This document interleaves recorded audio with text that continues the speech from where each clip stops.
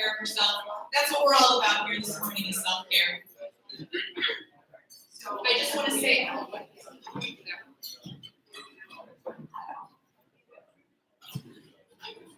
we're out of practice, right? Just welcome and good morning, everybody. Thank you all so much for being here. I have to say, it's just wonderful to be in this room with every single one of you today. It's been 3 years. 3 years since I started this job, let me tell you that much.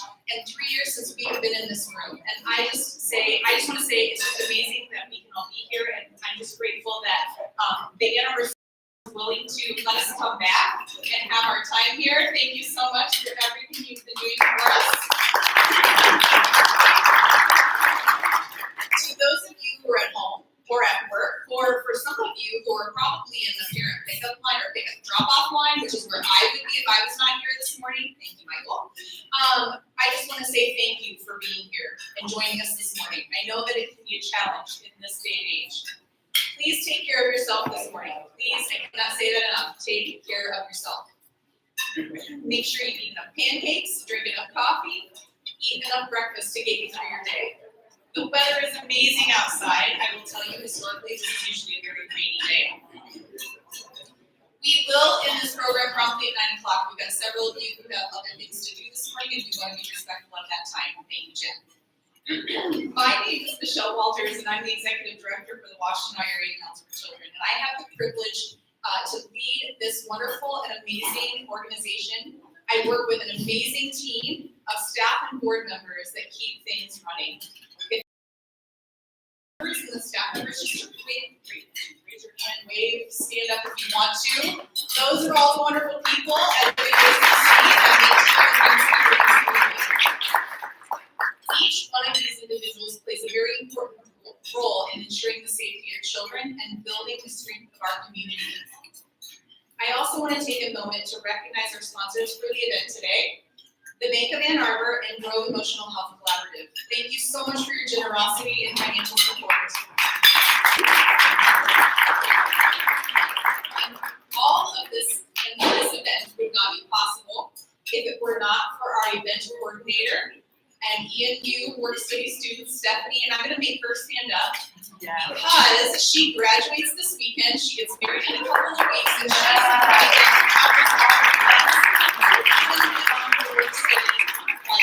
so thank you, Stephanie.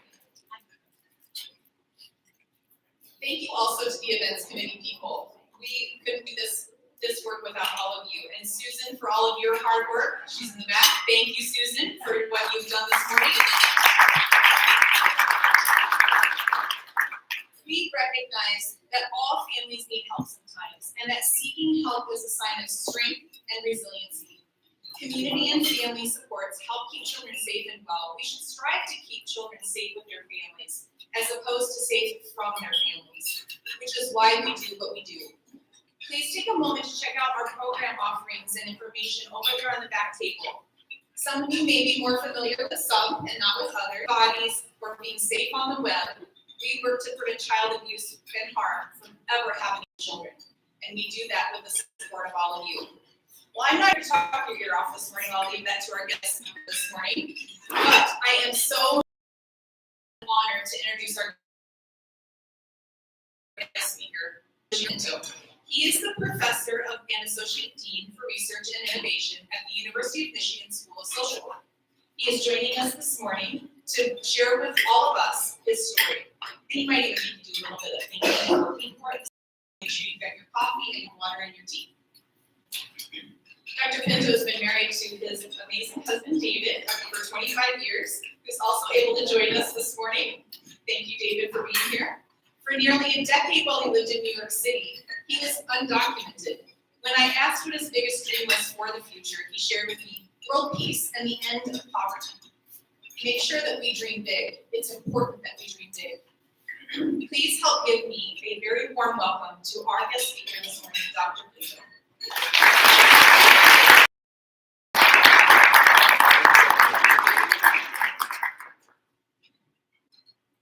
Good morning, everyone. Good morning. I have not had a pancake yet because I'm going to be speaking for the next 40 minutes, but I will have one at the end. So please, don't eat all of them. Just I am really pleased to be here and very happy. It's strange to say that one is happy to talk about such a difficult subject, right? At 8 o'clock in the morning. And so, as we begin to talk about child abuse and neglect, I would like to remind us that it doesn't have to happen, right? It's what Michelle just said. There are many ways that we can help as individuals and as a society to, if not stop it together, at least to make a real dent in terms of prevention of many things that I will talk about today, a little bit of each, I hope, and also share my story of child abuse and neglect in a way to inspire all of us to think that people who are neglected as a child are not condemned to a life of neglect. They can go on to do many wonderful things in their lives, and we need to believe that they can. Otherwise, it will become impossible to actually help them and to prevent the things that lead people to have a lot of traumas. That's what I am going to concentrate on today. So I had learned in my own life, besides being the dean and the professor and all of those things, that art practices can be very healing. And so I have been developing for the past many years ways of healing myself and teaching people how to help themselves, particularly social workers, who many times come to this school of social work already having lived lives that had created a lot of difficulties for them. And they tell me over and over again, and my colleagues from social work will attest to it, that one of the things that they are looking for, and I say this not just about social workers, I say this about physicians and public health educators, people who want to help people, usually come from a history of wanting to help people many times because we have ourselves needed help at some point in our lives. And I want to really thank all of you who are here promoting prevention of child abuse and neglect, and also helping towards ending it. So it's not easy to talk about these things so early in the morning, but anyway. And I would like to start by just saying that while we are here having delicious breakfast, the very thing that we are talking about is happening to hundreds of people just around us, thousands of people in the country, and millions of people in the world. And imagine when we have environmental issues that actually help the situation in terms of child abuse and neglect. The past 3 years, we did see a rise in child abuse and neglect because of the pandemic. Children who find respite when they go to school had to stay home with their abusers. So it's a very complicated moment that we have, and we do not understand it yet, right? We have wars happening all over the place. And when we think of children in the United States, I would urge to think of children in other countries like Brazil, where I grew up, where the welfare system does not look like the United States. Countries that have been bombarded for the past many years in Africa, like, and such as Yemen in the Middle East. In Ukraine, where children have fled the country with their fathers and mothers and caretakers because their lives have been made to be possible. And for that, if I could just ask you for a very short moment of silence to honor the lives of those who are suffering right now as we are eating pancakes in Washington County.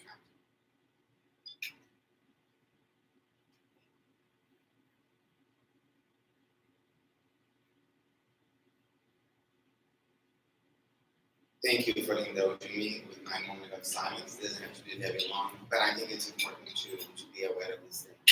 Okay, I'm going to discuss today some structural individual types of trauma and how I have in my own life. I have helped people to overcome those traumas. And I'll tell you a little bit more about myself as I move along.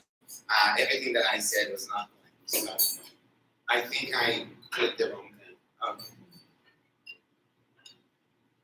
Okay, so not such good news, right? So did you know, and I'm sure all of us know, but I do want to start with this, that 20 to 25% of victims of child sexual abuse are under the age of 5. 1 in 10 girls, 1 in 18 boys will be sexually abused before they turn 18 years old.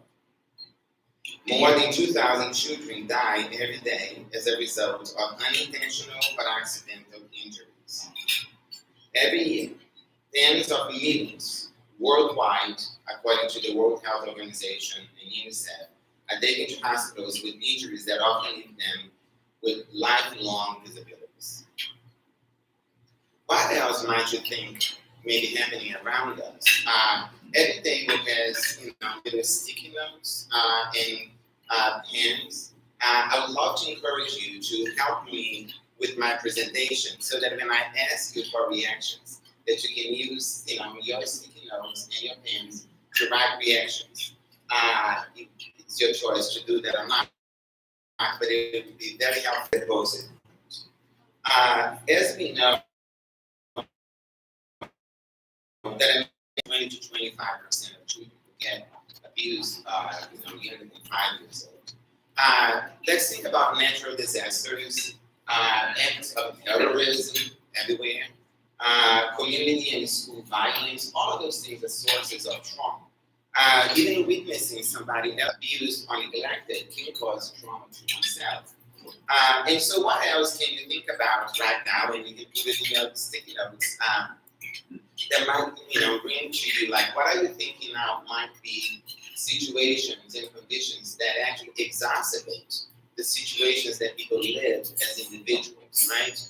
What could be happening around the individual in the very community where they live? The codes that may stop us from going out and play, and how children who are very, vulnerable get exposed to individuals and families and populations that, perpetuate the very types of abuse that we would like to avoid. So if you want to write them down. Okay. I think I did too much. Yes. No, I can't do that. Okay. So in personal story of trauma, I will not, go on and on, but I was born in Brazil. I'm the youngest of 8 children. So between me and my oldest sister, there are 12 years, almost 13 years. So my parents were very busy for 13 years. And so the difference between us is like a year and a little bit. My mother was an incredible woman, and so was my father, with all the issues that he caused for our family. And so we lived in a 2-bedroom apartment. There were 10 of us, plus a little pet rabbit that lived in the apartment with us. Small bedroom, 2 bedrooms, and a very small bathroom.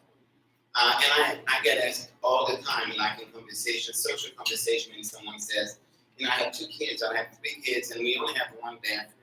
And people love to ask, oh my God, how you do it, right? Well, we create a line, in front of the bathroom, and you have schedules that help you to do those things. But the very fact that one is living in a very small space can be traumatic, because you have no, everything that you do is being seen by everyone, and nobody wants to see what's happening. And in this particular case, for 2 decades, I grew up during the day. They will stop anybody from doing anything or asking any questions about the father of a family. A father who might be molesting and abusing many people, but the climate of the country was such that nobody would even dare to question, because of the politics of the moment and who was in charge at the time in Brazil. And that went on for 20 years, and 20 years is a long time for children to receive this kind of trauma, and then for the rest of their lives. So enough about me for the moment. I think what I'm trying to highlight is that trauma is not an individual thing that is happening to an individual at a time. It happens to families, it happens to communities. And it is, in many ways, connected to poverty, to hunger, not food insecurity. Food insecurity is too light term to use. It is hunger. I was hungry when I didn't have food. I didn't have food insecurity. We were hungry. And I hope that we can actually speak about those things as clearly as I am saying those things to you today, everywhere we go. There was physical, there was sexual abuse, and then there was the death of my younger than 3-year-old little sister, who was hit by a bus in front of where we lived, right? There is no way to deal with such trauma except by crying, thinking that your life is going to end. And this is what my mother did. And that trauma includes the entire family. It's not just, time, and the trauma of that loss was so deep that here I am in my 50s, still talking about it, right? And you will learn a lot more about it because I have been talking about it in a very artistic way lately. And that's what I really want to talk about more than anything else. I studied biology in Brazil when I was in college. That's what I thought I was going to be doing in my life. And so I became a biologist, and when I was becoming a biologist, I also wanted to teach biology. And teaching biology required me to learn how to teach. And so this is the 70s. This is the 80s. I'm not that old. This is the 80s. But in the 70s, while the dictatorship was still, Paulo Freire, who is, an educator in Brazil, developed this concept called critical consciousness. And this is what I learned in college. And what he said, and many people said after him, and now this is a global concept that everybody's using in education, in social work, and public health. But what it says at the end of the day, very simply, is that every human being, no matter who you are, has the capacity to really understand who you are. All of us have the capacity to understand all the environmental issues that I just talked about as the causes of what makes us who we are. So that this is not an intrapsychic thing. That is not what it is inside of our brain. If you're hungry, you react to hunger. If you're poor, you react to lack of many things. If you're living under the dictatorship, those things affect you. And the way to take care of them is by taking care of those things that are causing the problem and not make the person the problem. And being someone who is a professor in social work and someone who has worked in social work for a long time, I'm the first to say that I think we need to find a way to extinguish the idea of social work, because we are only needed because those things keep happening over and over again, right? And if we really truly work toward prevention, it's so nice that I could do something else, right? Maybe I go back to biology or do more art-related work, or something else. Or just enjoy life at retirement or something. So I guess my point is, by coining this term critical consciousness, he allowed us to imagine ways to develop critical consciousness, even when the environment is telling you that you don't have critical consciousness, right? It's telling you that there's something wrong with you, you're damaged, and all we can do for you is to give you medication, talk therapy, and then you go back and live your life exactly the way your life has always been.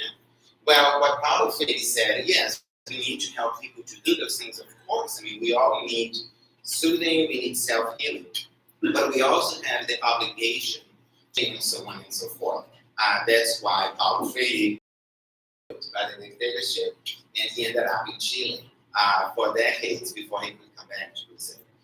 He was a very inspirational person who was very dangerous to a dictatorship that was happening in Brazil at the time. I was happy to and glad to hear about him and learn and read his books when I was becoming a biologist, and having the past many years used a lot of his teachings to develop critical consciousness for myself and to help people imagine ways to develop critical consciousness through art-based practices, and particularly visual practices and performance. And that's what I have been doing for many years now, trying to bring together the idea that one can work on self-healing, and one can also help work on advocacy as well. It's hard to look in here and there as well. So one of the things that Paulo Freire did is, like, he started very small, and he was, he would gather people, groups of people and show them pictures that would suggest to them some of the environmental conditions that they were living under. And so people began to talk about those things to the point where they began to realize that, oh, maybe this is not really me when I can't get up because I have no energy. Maybe it is because, there's nothing to get up for. Maybe at 9 o'clock in the morning, I'm not feeling very hot to go to work and do the things that I need to do because I don't have anything in my stomach, right? So Paulo Freire developed this idea that you could use inspirational thing that you look at and then talk about. Yeah, many other things develop, like you can look at sculpture, you can look at a painting, and you can look at performance and get inspired to understand your own capacities. And hopefully, when one develops creative consciousness, of course, there's a danger that if you begin I'm sure that each one of you have been in a situation where someone says something, did you know? And then it's such an obvious thing, and you said, oh my God, how could I not, right? But like those moments where you just realize, I should have known this thing 20 years ago. And those are very uncomfortable moments, right? So imagine if you are in the business of creating critical consciousness.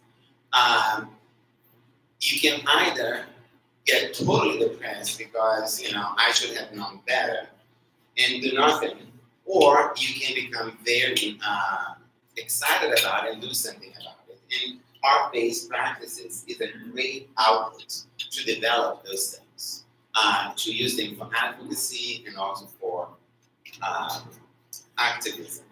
And so for the past many years, I have created my own artwork. I hope you all have your own, preferred way of doing things. Because and I hear everybody's very silent. You keep eating. Okay, so we're still doing well. Because I want to give you some of the things that I have done for myself to inspire you to do it as well. So writing can be very good for self-healing. Painting can be great, and performing can be really excellent. A lot of people feel a little shy about performing. There are many ways to perform. You can perform by yourself to a small group of people. But I think it is important to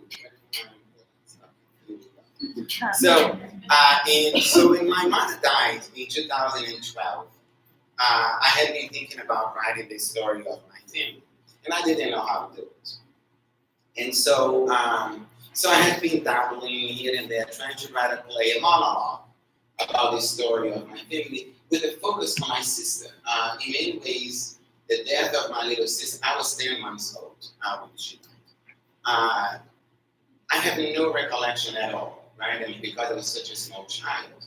So all I had was the feelings that I accumulated over time, and I also had my whole family had been talking about for years, right? And so I began to write about it, and when my mother passed away, I decided that I had to do it. And the reason is because one of the ways my mother coped with the loss of a child, she told the story of the accident to anybody who wanted to listen. And I was always next to her when she was telling that story. I'm the one who went with her to the cemetery every day until she was able to let go of it, right? So I felt when she passed away that someone had to keep telling the story. And that's when I actually finalized the monologue. And then I presented the monologue in New York City, in Theater Row. We did a couple of performances there.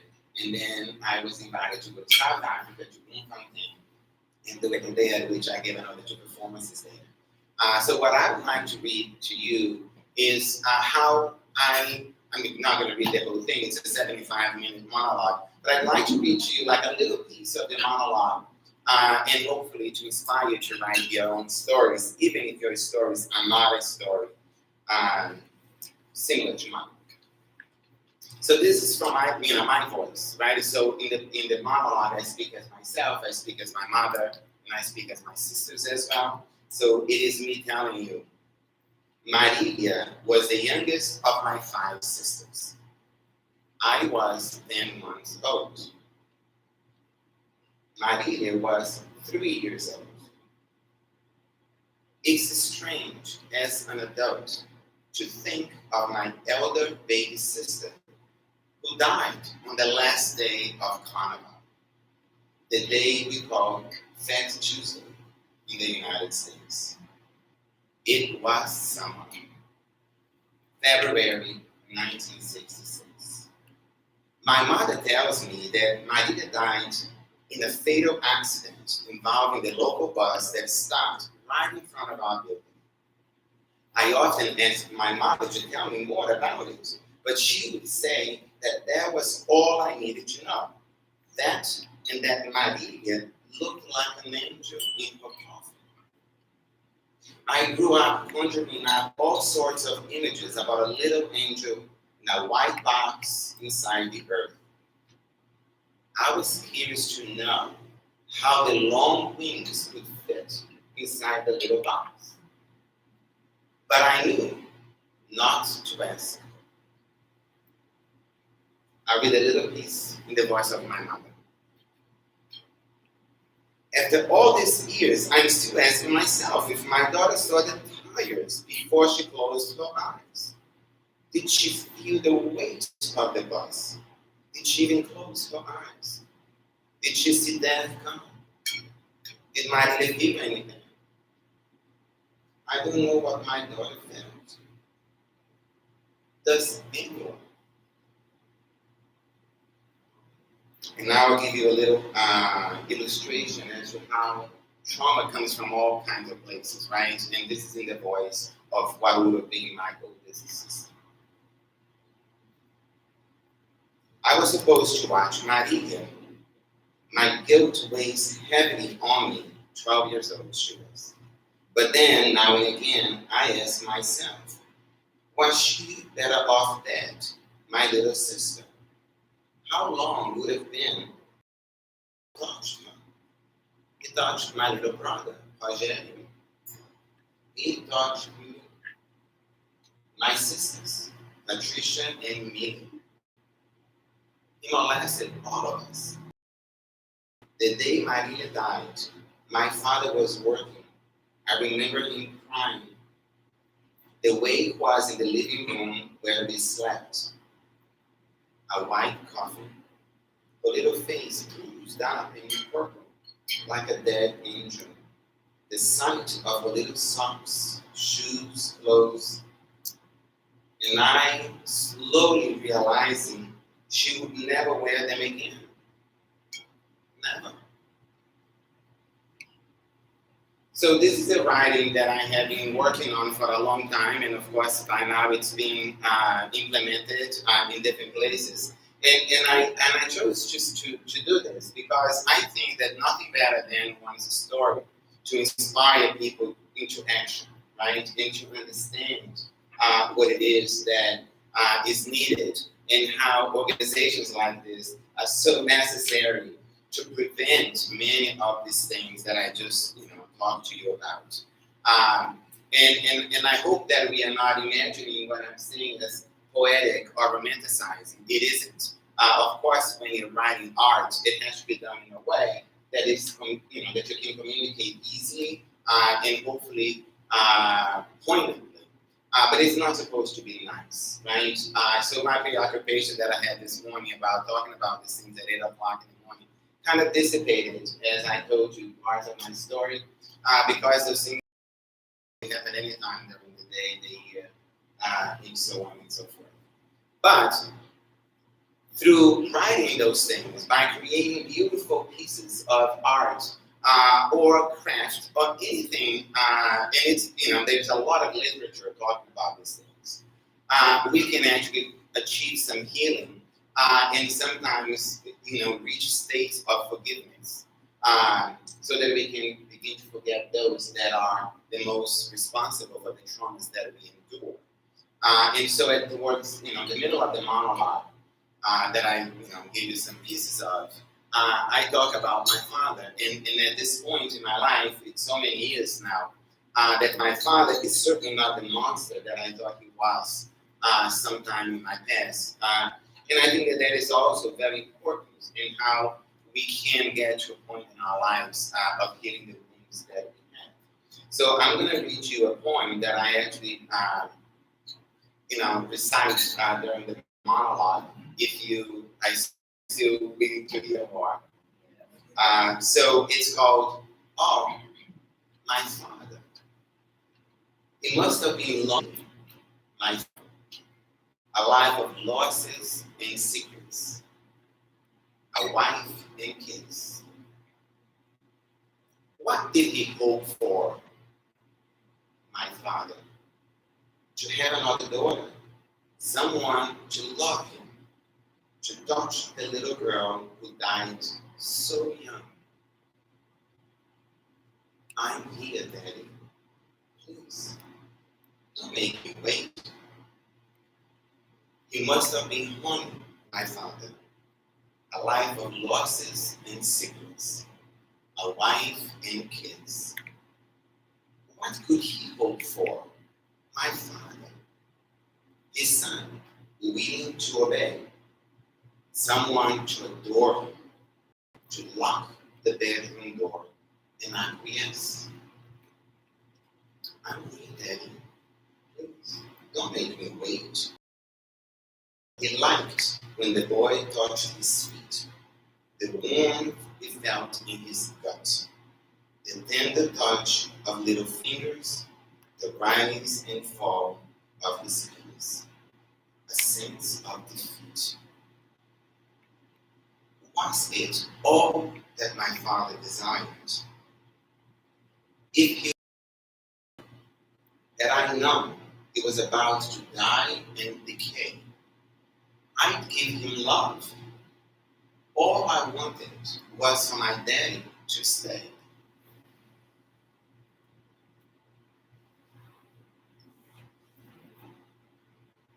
I just let it sit. So I think that we can use art-based practices to heal and to get ourselves to a point where we can imagine somebody else's life. I judged my father for too many years of my life without actually trying to understand him. And it is only when I actually was able to imagine myself in his shoes that I could a prevention that would help not only, that would not be targeting only the people who are the survivors of child abuse and neglect. But I think we do need to think about what could my father do with his demons, right? I could never know at 7 years old or 10 years old to help him, but somebody should have been there. But nobody was. He couldn't talk to my mother for sure. I don't think he had a friend he could talk to, and I don't know the answer. But I do think that we need to find ways that we can help adults who had demons going on inside of their heads. I don't think my father was happy. He died at 43. The cancer killed him in just like a few months. He was an unhappy person, but he kept, this behavior that traumatized an entire family, right? So I would like for us to advocate for people like my father, who may be in a lot of pain, and unfortunately not having what it is that they need, think that the pain that they are feeling can only be resolved by inflicting pain on other people. And this is really, true for a lot of situations. This is not only child abuse in the life, right? People sometimes don't know what to do with their own pain, except by inflicting pain on other people. We need to help them as well. So this is the end, basically, of what I have to say. This whole monologue has become a really, a big art installation that is accompanied by a performance, and I did this at the University of Michigan.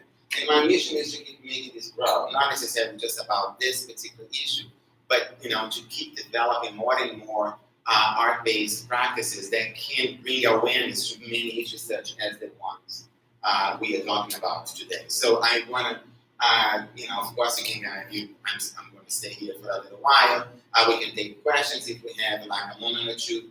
But before we do that, can I just show the video, which is just like, it's a very short video of the latest, my latest attempt at bringing awareness around poverty, around immigration issues, around gender identity, and also child abuse and violence. Go ahead. To join me in the realm of the dead.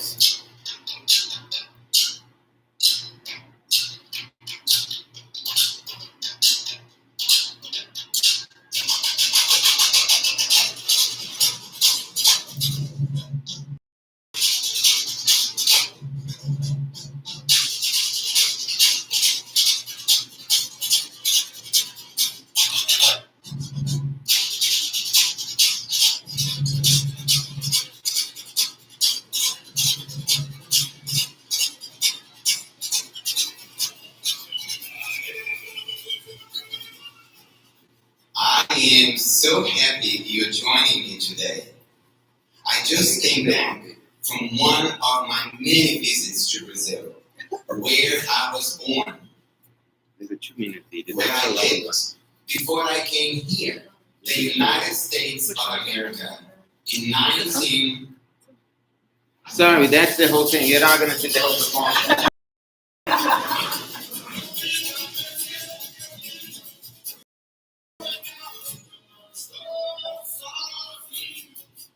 I invite you to join me in the realm of the dead. The realm of the dead is an installation performance about how my family and I weaved. Maybe we don't need to see it. It's okay. Yes, exactly. It's all on YouTube.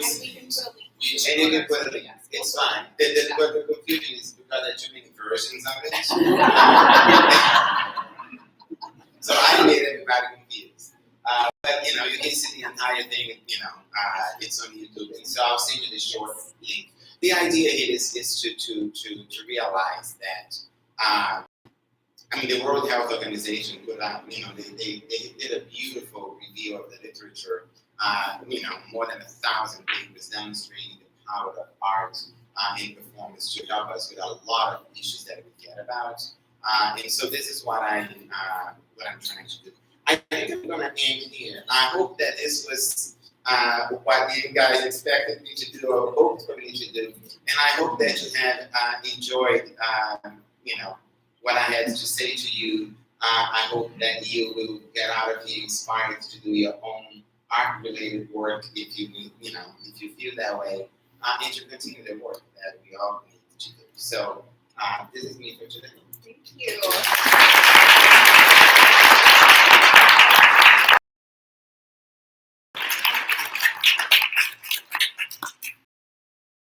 Rogerio had you put some comments on the post-it notes on your tables, and I would encourage you as you leave here today to not only put the comments and answer the questions that he asked, but think about the action that you could take today or in the next couple of days that relate to the work that we do to prevent child abuse in our community. And put your post-it back on one of those blue boards back there. You can take a picture of them and put them out on social media so that the community can see that we are all connected, we are all committed to this work, and that we can make change happen in our community. So without further ado, I don't know what time it is. I'm sorry. I don't have my watch. Susan took my phone. I don't know. It's 8:50. Perfect. Good timing. So I'm going to invite Angelina up here to provide or to do our announcement for us, and Deb, if you want to come up as well.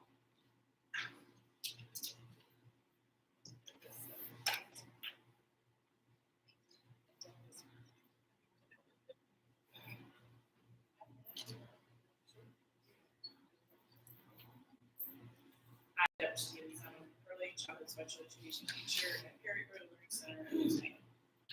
Each year, the Washington Area Council for Children has the honor of awarding a distinguished representative in our community with the Safe Kids Award.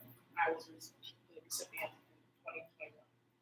This award was created to recognize a person or organization that has made a significant contribution to child abuse prevention throughout our community. We want to recognize those in our community who exhibit outstanding efforts in promoting safe, stable, nurturing environments and relationships with children, and engage in collaborative prevention efforts that involve the Safe Kids Strong Community Vision at WACC. Thank you, Deb. Hello, everyone.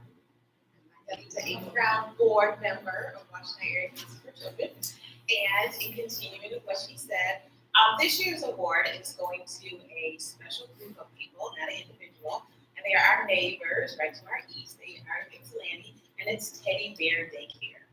And Teddy Bear Daycare opened their doors in 1990 with the vision that all kids learn to play. Have you ever just wanted to play?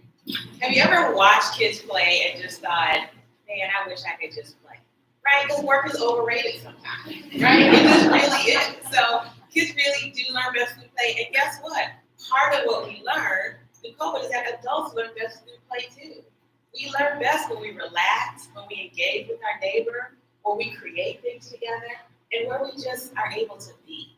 So I do say that. But Teddy Bear Daycare, that's their vision, right? So kids learn best through play. And so when they opened their doors in 1990, over the years, myself and several board members and perhaps others in the room have had the opportunity to meet some of the wonderful people working there. And they do a really great job of reaching out to their communities. They involve children in their community because they're really community minded. So during the last year, several years, Teddy Bear Daycare has really supported Washington Area Council for Children in many, many ways. They have had staff-initiated student-led funding that has contributed to our programming. They've contributed raffle items to our fall event, which all of you are invited to. Hope to see you there. October 6th, mark the calendars. And they're the opportunity that really jumps at the opportunity, the organization that jumps at the opportunity to respond to our requests, to help partner with us, and to really help carry forth the mission that Washington Area Council for Children strives to do. So in 2020, when COVID hit, and a lot of the world was shutting down with good reason, Teddy Bear Daycare kept their doors open. They created really, really strict policies. The policies that people reacted to, like, what? Why are we doing this? Like, not this. Like, it felt like too much. But because they were so strict, because they saw the care needed to provide care, that allowed many of the families to continue to work to provide care for the greater community. They have many families who work for the university, and as you know, universities, hospitals, those on the front line of the healthcare profession were key during COVID. And so because they kept their doors open, those families had a place to deposit their children in a safe, nurturing environment so they could go out and serve on the greater level. They did things like they adapted spaces so that the school-age childcare children who couldn't go to school, they could come and do learning online. As students continue to engage in this virtual online learning, they brought our programs in. When Washington Area Council for Children could not go into Teddy Bear Daycare, they kept our program and created a way so that we can continue to teach children how to be safe online, which took on a whole new level during COVID because everybody was online. They also kept our body safety training and incorporated that in their programming. So Teddy Bear Daycare has really partnered with us. They've just engaged with our vision and then continue to work with the children and families in their communities in ways that support Washington Area Council for Children. I do want to mention that this past year has brought a lot of joy to them, but it also brought some unkindness because they lost their founder, Kay Rackloff. And Kay's vision was that, our center, the center strive to be the village that children need, right? We all need a village. We are part of a village in this room, and we all need each other. And her vision was that, we need to be there for the kids.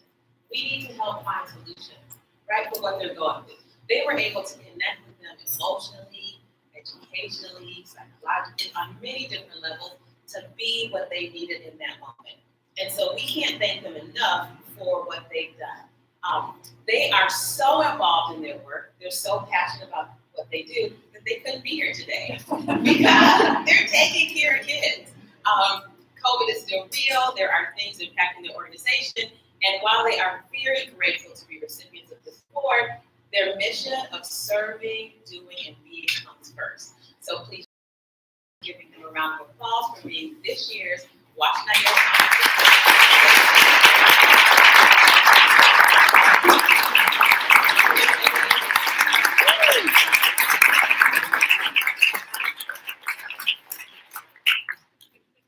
I'll make sure that they get it. Don't worry. So good morning, everybody. First, I would like you to Join me in thanking Rogerio for sharing his story with us.